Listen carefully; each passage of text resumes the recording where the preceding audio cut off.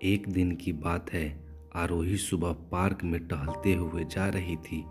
तभी उसे एक रोती हुई बच्ची मिली।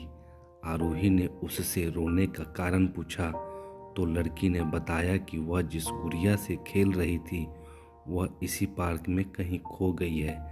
आरोही ने उस बच्ची को उसकी गुड़िया ढूंढ लाने का आश्वासन दिया, जिससे वह बच्ची चुप हो गई।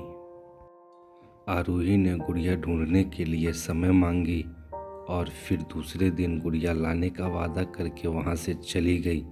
फिर गुड़िया ना तो आरोही को मिली और ना ही उस बच्ची को। आरोही ने गुड़िया की तरफ से एक काल्पनिक पत्र उस बच्ची को लिखी और जब वह बच्ची पार्क में गुड़िया पाने की आस में आई तो आरोही ने वह पत्र उस बच्ची को पढ़कर सुनाया। पत्र इस प्रकार था, कृपया रोना मत, मैं समय समय पे उस गुड़िया के बारे में तुम्हें लिखती रहूँगी, बस तुम रोना मत। अब आरोही रोज उस खोई हुई गुड़िया की तरफ से काल्पनिक पत्र लिखने लगी और लगभग रोज उस बच्ची को पढ़कर सुनाती, जो कि यात्रा का काल्पनिक वर्णन हुआ करता था। आरोही के इस काल्पनिक रोचक वर्णन ने उस बच्ची को रोने नहीं दिया। वह खुशी खुशी अपनी गुड़िया की प्यार भरी किस्से सुनने लगी और वह खुश रहने लगी। एक दिन जब काफ़ी कहानियाँ हो गई तो आरोही ने एक दूसरी गुड़िया उस बच्ची को ला कर दी। जाहिर है वह गुड़िया बदली हुई थी। उस बच्ची को अपनी खोई हुई पुरानी गुड़िया जैसी नहीं लगी तो वह आरोही की ओर देखने लगी। आरोही अनजान बनते हुए गुड़िया में चिपकी एक चिट को निकालकर पढ़ने लगी। उसमें लिखा हुआ था, यह मैं ही हूँ, तुम्हारी वाली गुड़िया जो पार्क में खो गई थी। दुनिया भर की लंबी यात्रा की वजह से मैं थोड़ी बदल गई हूँ। बच्ची को इस गुड़िया और आरोही पर विश्वास हो गया। बच्ची वह गुड़िया को लेकर खुशी खुशी अपने घर चली गई।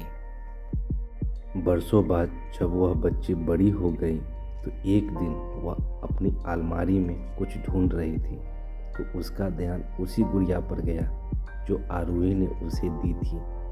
बचपन की बात याद करके वह हंसने लगी। उसे सब समझ आ चुका था कि आरोही ने कैसे उसका मन रखा। उसे उस गुड़िया पर फिर से प्यार आने लगा। वह उसे बड़े गौर से देखने लगी। तभी उसकी नज़र गुड़िया की फ्रॉक की आस्तीन में छुपे एक छोटे से पत्र पे गई।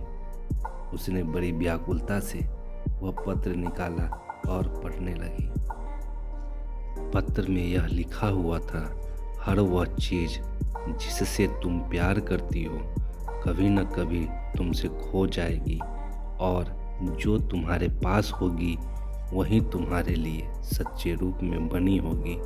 रूप भले ही भिन्न होगा पर प्यार एकदम खालिस होगा। आशा करता हूँ आप लोगों को मेरी यह कहानी अच्छी लगी होगी। हमारी कहानी अच्छी लगी हो तो स्टोरी बुक चैनल को सब्सक्राइब जरूर करें। एक लाइक और एक कमेंट जरूर करके बताएं कि हमारी स्टोरी आप लोगों को कैसी लगती है और अपने दोस्तों में शेयर जरूर करें। धन्यवाद।